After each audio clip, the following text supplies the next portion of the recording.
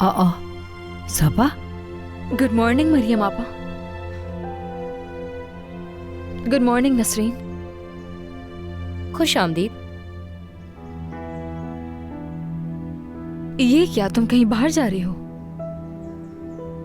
अपनी आदत से मजबूर होकर तुम फिर से तंज करने लग गई मुझ पर। लगता है अब तुम ठीक हो गई हो। अच्छा है। मैंने सोचा इस तरह चले जाने से मुझे कसूरवार समझा जाएगा। जब मैंने कोई गलती की ही नहीं है तो मुझे डरने की क्या जरूरत। वैसे भी कल तो तुम्हारा छुट्टी का दिन था। जी हाँ। ठीक है, फिर ये तो अच्छा है। सादिया साहिबा आ जाए तो मैं उनसे बात करती हूँ। मरियम आपा, बैरन साहिबा कैसी हैं? तुम्हें कैसे मालूम? अरे सिनान ने बताया क्या तुम्हें? माफ करना, मैं तो बस वैसे ही पूछ रही थी। नसरीन, सोच समझकर बोलना चाहिए।